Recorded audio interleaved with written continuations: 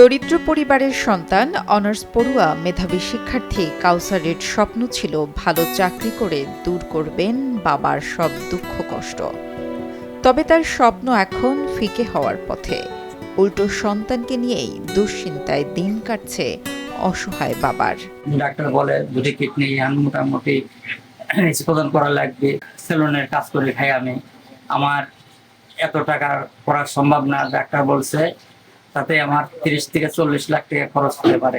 Doctor বলছে যত দ্রুত কিডনি চেঞ্জ করা যাবে তত আপনাদের জন্য ছেলের পক্ষে লাভ।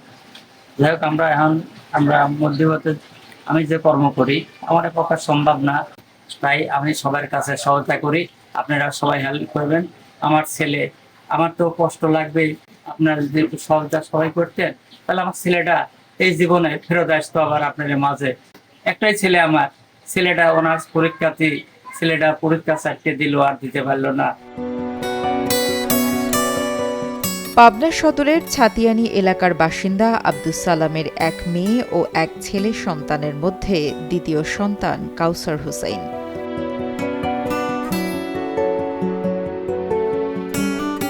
পড়াশোনার পাশাপাশি একটি বেসরকারি কোম্পানিতে চাকরি করতেন।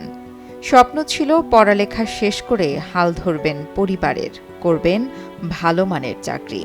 কিন্তু ভাগ্যের নির্মম পরিহাসে 3 মাস ধরে অসুস্থ হয়ে বিছানায় কাউসার। ডাক্তার বলেছে তার 2টো কিডনি নষ্ট হয়ে গেছে।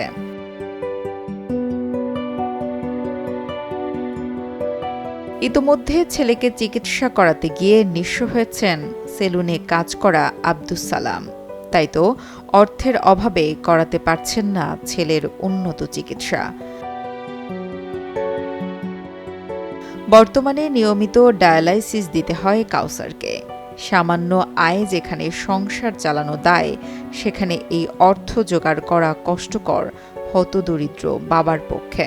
যখন আমি অনার্স ফাইনাল ইয়ারে 4র্থ বর্ষের পরীক্ষা দিচ্ছিলাম, তো 4টা পরীক্ষা দেওয়ার পরে হঠাৎ করে আমার অসুস্থতা বেড়ে যায়। তো এরপরে আমি ঢাকায় যাই, বিভিন্ন টেস্ট করাই। এরপরে দেখি যে আমার আসলে 2টা কিডনি বিকল হয়ে গেছে। ডাক্তার দেখানো, বিভিন্ন টেস্ট এবং ঔষধ বাবদ, ডায়ালাইসিস বাবদ আমাদের প্রায় 50,000 টাকার ঊর্ধ্বে চলে যায় খরচ। তো এত টাকা আসলে আমাদের পক্ষে কোনোভাবেই সম্ভব না। ডাক্তার আমাদের বলছে যে যেহেতু আমার বয়সটা কম এবং 2টা কিডনি বিকল হয়ে গেছে, তো যদি আমরা যত তাড়াতাড়ি সম্ভব যদি প্রতিস্থাপন করতে পারি তাহলে হয়তো আমি স্বাভাবিক আবার সাধারণ মানুষের মতো চলাফেরা করতে পারবো। তো আমার দুর্ভাগ্যবশত আমার কোনো আত্মীয় স্বজনের সাথে আমার কিডনি ম্যাচ করে না, ব্লাড গ্রুপ ম্যাচ করে না, যার কারণে কেউ আমার ফ্যামিলি থেকে আমাকে কিডনি দিতে পারবে না।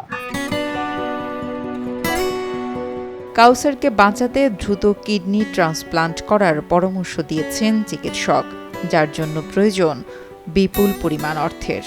এই অর্থের ব্যবস্থা করার সামর্থ্য নেই পরিবারটির। আপনারা জানেন হয়তো যে এই চিকিৎসাটা অনেক ব্যয়বহুল।